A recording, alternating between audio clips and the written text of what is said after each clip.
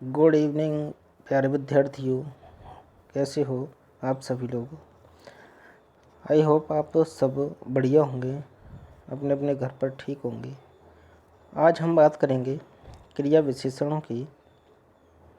तो जानते हैं क्रिया विशेषण क्या है, कितने प्रकार हैं क्रिया विशेषण के और हिंदी में इनका क्या महत्व है। हिंदी में विशेषकर क्रिया विशेषण जो होते हैं बहुत ज़्यादा आपको कन्फ्यूजन में डालते हैं। क्रिया और विशेषण दोनों जब एक जगह होते हैं तो वो क्या कहलाते हैं। तो वह शब्द जो हमें क्रिया की विशेषता का बोध कराते हैं वे शब्द क्रिया विशेषण कहलाते हैं, या कह सकते हैं कि ऐसे शब्द जो क्रिया की विशेषता जिनसे पता चलती हो उन शब्दों को ही हम क्या कहते हैं, क्रिया विशेषण। जैसे मान लो क्रिया की विशेषता कहाँ पता चल रही है कि एक तो क्रिया जो हो रही है वह किस में हो रही है, भागने में। अब उसकी विशेषता जो शब्द है तेज शब्द बता रहा है कि वह हिरण जो है किस प्रकार से क्रिया कर रहा है, भागने की क्रिया कैसे कर रहा है, तो तेज कर रहा है। तो इस प्रकार से तेज जो हुआ वह क्या हुआ, क्रिया विशेषण। तेज शब्द जो हुआ वह क्या हुआ, क्रिया विशेषण। क्लियर। नेक्स्ट, जैसे वह धीरे धीरे चलता है ना, उस प्रकार चलने की क्रिया हुई। तो कैसे हुई, धीरे धीरे, तो ये क्रिया विशेषण शब्द है। उसी प्रकार से तेज और धीरे धीरे ये भी क्या है, क्रिया विशेषण शब्दों के अंतर्गत आते हैं। क्लियर।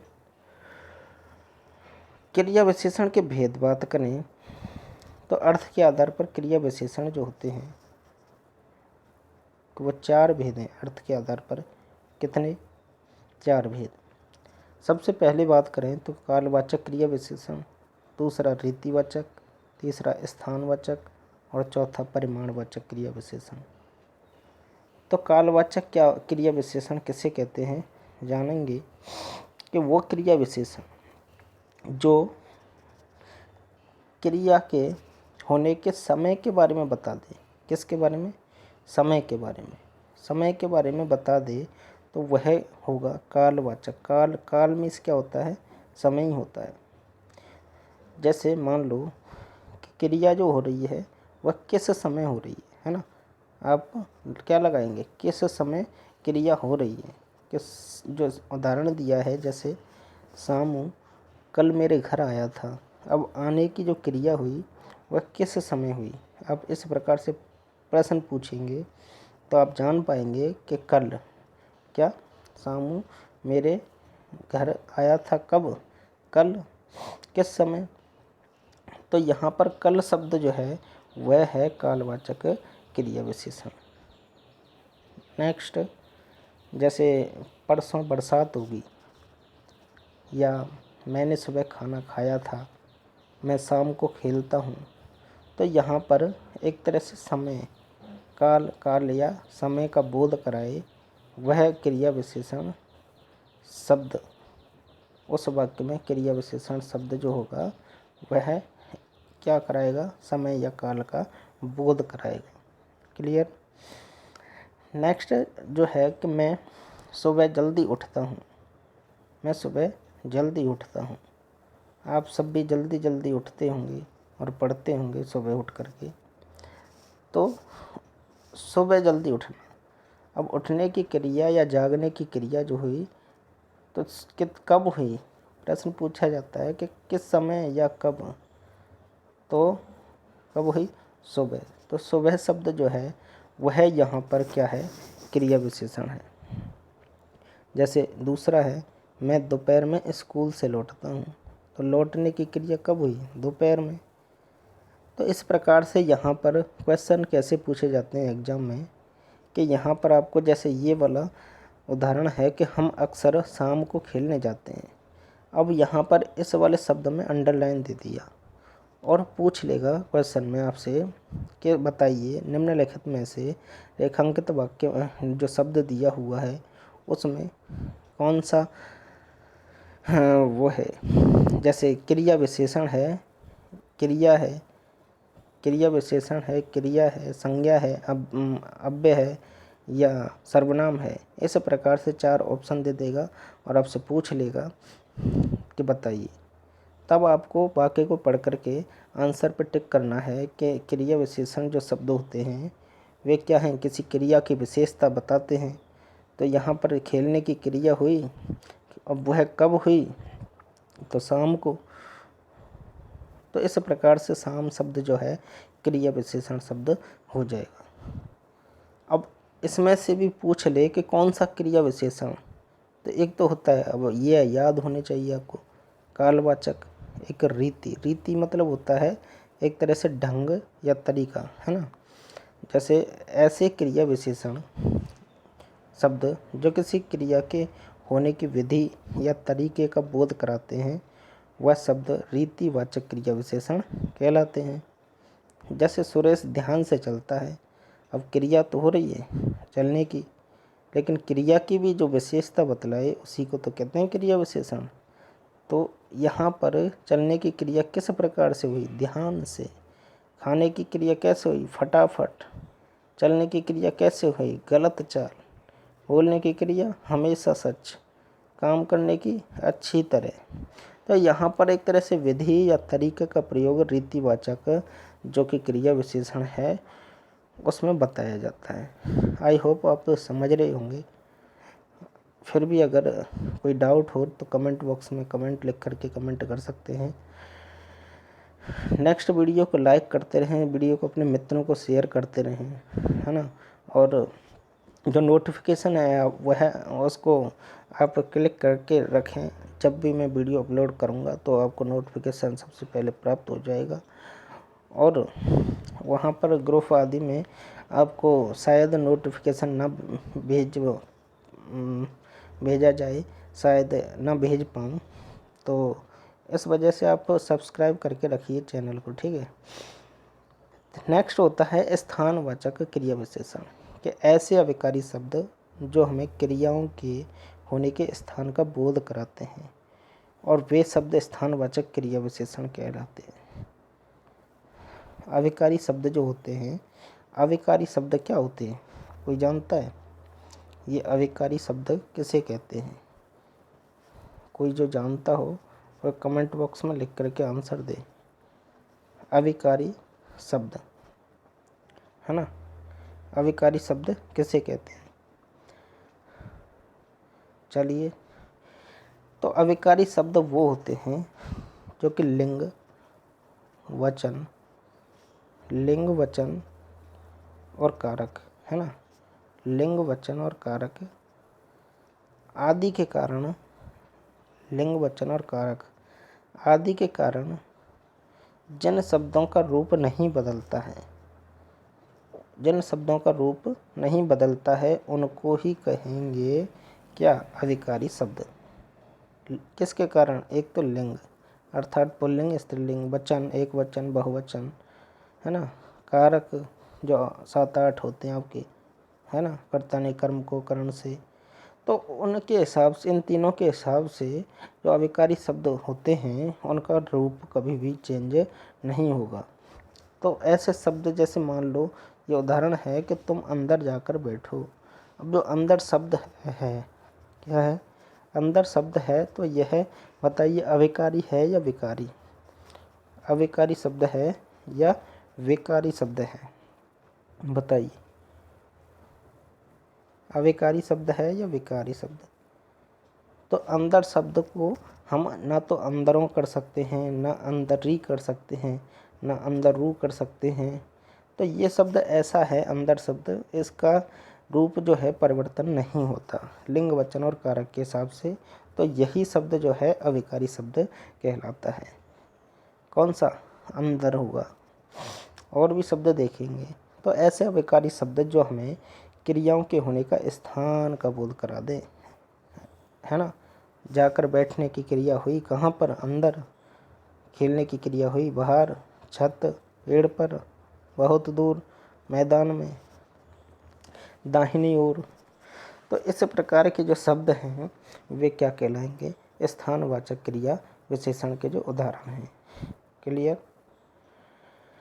नेक्स्ट बात करते हैं परिमाणवाचक क्रिया विशेषण।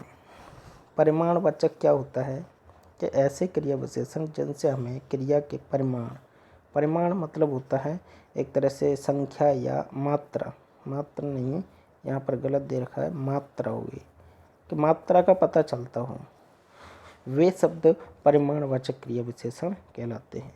जैसे तुम थोड़ा अधिक खाओ, अब खाने की क्रिया हो रही है तो वहाँ पर मात्रा के बारे में बताया जाएगा कि कम खाने के लिए आपको कम दिया जाए या ज़्यादा दिया जाए, है ना।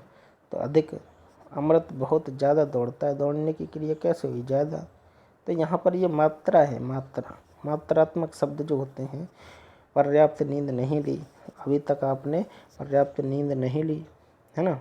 तो इस प्रकार से जो मात्रा को दर्शा दे, तो जैसे अधिक, ज़्यादा, पर्याप्त आदि शब्द खाना, दौड़ना, सोना, पढ़ना आदि क्रियाओं के परिमाप या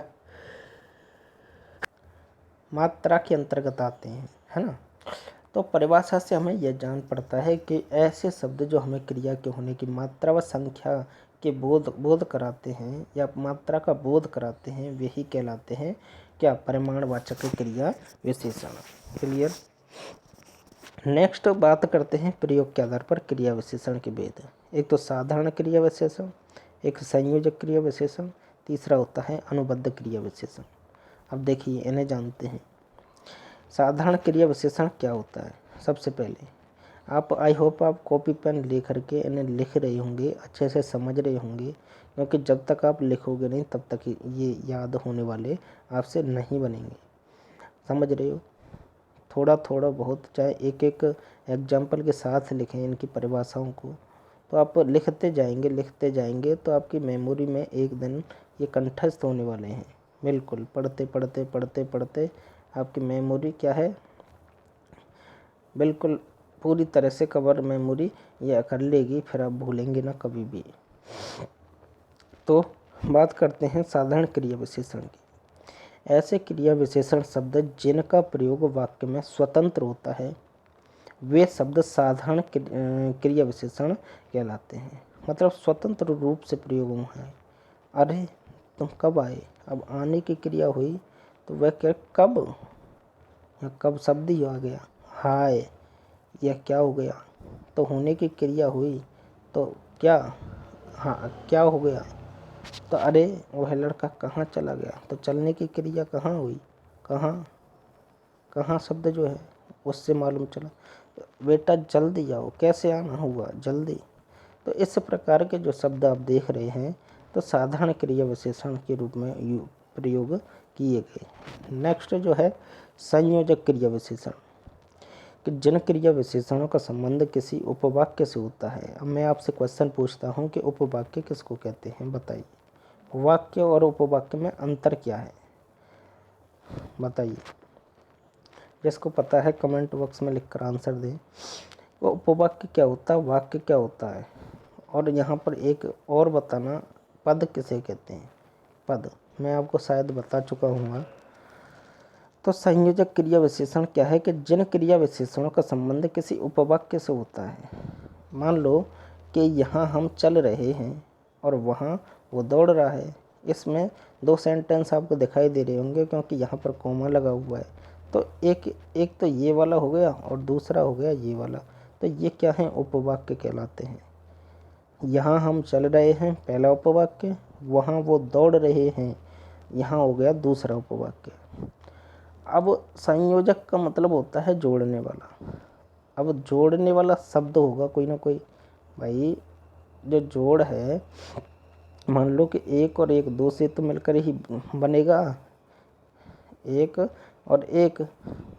तो जो शब्द, मान लो कोई भी शब्द है तो दो से कम से मिलकर तो बनता नहीं है। तो यहाँ पर दो शब्द दिए हैं, यहाँ और वहाँ। तो ऐसे शब्द हैं संयोजक क्रिया विशेषण। संयोजक मतलब जोड़ने वाले, कि यहाँ हम चल रहे हैं और वहाँ वो दौड़ रहे हैं। तो ये संयोजक क्रिया विशेषण शब्द हो गए। यहाँ और वहाँ, जहाँ और वहीं, और जहाँ और वहाँ, ऐसे शब्द। तो इन शब्दों से ही क्या पता चलता है कि विशेषणों का संबंध किसी उपवाक्य से होता है। तो ऐसे शब्द संयोजक क्रिया विशेषण कहलाते हैं।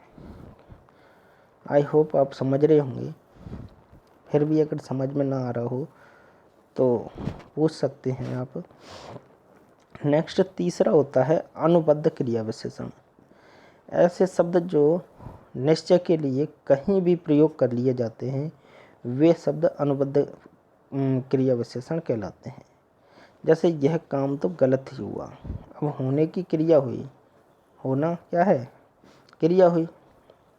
अब कैसे हुई कि वह गलत ही हुई क्रिया, मतलब काम तो हुआ लेकिन काम कैसे हुआ, गलत।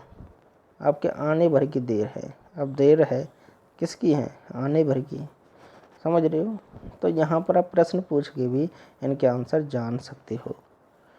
नेक्स्ट बात कर रहे हैं कि रूप के आधार पर क्या होता है क्रिया विशेषण, है ना। एक तो होता है मूल, और एक स्थानीय, और एक यौगिक। मूल क्रिया विशेषण ऐसे शब्द होते हैं, मतलब मूल क्रिया विशेषण, स्थानीय और यौगिक। तो मूल क्रिया विशेषण क्या है कि ऐसे शब्द जो दूसरे शब्दों के मेल से नहीं बनते, यानी जो दूसरे शब्दों में प्रत्यय लगे बिना ही बन जाएं, प्रत्यय लगे बिना ही बन जाएं, ऐसे शब्द ही कहलाएंगे मूल क्रिया विशेषण।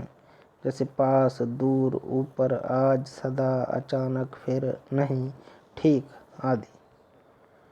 वहीं स्थानीय क्रिया विशेषण क्या होता है कि ऐसे अन्य शब्द भेद जो बिना अपने रूप में बदलाव किए किसी विशेष स्थान पर आते हैं वे स्थानीय क्रिया विशेषण कहलाते हैं। जैसे वह अपना सिर पड़ेगा, मतलब एक तरह से तुम दौड़कर चलते हो, अब हो, एक तो होने की क्रिया हो गई। अब कैसे कि दौड़कर, भाई क्रिया किसकी हुई, चलने की भी हुई। तो यहाँ पर क्या है कि जो शब्द भेद बिना अपने रूप में बदलाव किए, मतलब ऐसे शब्द आएंगे जो अपने रूप में बदलाव भी नहीं करेंगे, तो स्थानीय क्रिया विशेषण वो भी कहलाते हैं। तीसरा है यौगिक क्रिया विशेषण। यौगिक का मतलब होता है कि ऐसे क्रिया विशेषण जो किसी दूसरे शब्दों में प्रत्यय या पद आदि लगाकर बनते हैं, ऐसे क्रिया विशेषण यौगिक क्रिया विशेषणों की संज्ञा में आते हैं, श्रेणी में आते हैं। मान लो कि संज्ञा से यौगिक क्रिया विशेषण शब्द बनाना है, तो मान लो सुबह शब्द है, क्या है, सुबह शब्द है। सुबह क्या है, एक संज्ञा शब्द है। अब इससे हमें यौगिक क्रिया विशेषण बनाना है तो क्या बनेगा, सवेरे। शाम शब्द है तो साय, है ना। जन्म तक तो आज जन्म, क्रमशः, प्राय, प्रेम पूर्वक, रात भर, मन से। उसी प्रकार सर्वनाम से बनेंगे कि यहाँ, वहाँ, अब, कब, इतना, उतना, जहाँ, जिससे। तो ऐसे शब्द आ जाएं तो आपको वहाँ पर ढूंढना है कि ये क्रिया विशेषण शब्द हैं। अब वो चाहे संज्ञा से बन सकते हैं, सर्वनाम से, विशेषण से, या क्रिया से, 4 प्रकार से बन सकते हैं। मतलब सर्वनाम से यहाँ, वहाँ, विशेषण से क्या बनेंगे, चुपके, पहले, दूसरे, बहुधा, धीरे। क्रिया से कैसे बनेंगे, खाते, पीते, सोते, उठते, बैठते, जागते। इस प्रकार से आपने जाना कि क्रिया विशेषण सबसे पहले इसमें जो किसके आधार पर, रूप के आधार पर थे 3 प्रकार, मूल, स्थानीय और यौगिक। नेक्स्ट जो थे किसके आधार पर, अर्थ के आधार पर, सॉरी प्रयोग के आधार पर, साधारण, संयोजक, अनुबद्ध, है ना। और उसके बाद पहले थे अर्थ के आधार पर। अर्थ के आधार पर कौन कौन से थे, कि 4 प्रकार के, कालवाचक, रीतिवाचक, स्थानवाचक, परिमाणवाचक, है ना, अर्थ के आधार पर हो गए। और ये जो है क्रिया विशेषण की आपकी परिभाषा हो गई। तो आई होप दोस्तों आपको समझ में आया होगा। वीडियो को लाइक करें, अपने मित्रों के साथ ज़्यादा से ज़्यादा शेयर करें वीडियो को, जिससे कि जो हमारा जो परिवार है, जो एस नॉलेज आपका जो चैनल है, उसको ये आप ही लोग हैं जो इसको बढ़ा सकते हैं और अपने परिवार में, अपनी फैमिली में ज़्यादा से ज़्यादा लोगों को शामिल कर सकते हैं। तो अपने मित्रों को ज़्यादा से ज़्यादा शेयर करें, वीडियो को लाइक करें, और हिंदी की जल्दी से जल्दी लाइव वीडियो भी होने वाली हैं। साथ ही साथ जेएनवी की जो भी लेटेस्ट अपडेट होगी आपको दे दी जाएगी, है ना। जेएनवी के स्कूल कब ओपन हो रहे हैं, कब तक क्लास लगेंगी, ऑनलाइन ही लगेंगी या ऑफलाइन। उसी प्रकार से अन्य जो क्वेरीज हैं आप हमसे शेयर करते रहें, साथ ही साथ आप अपने आंसर प्राप्त कर सकते हैं। धन्यवाद।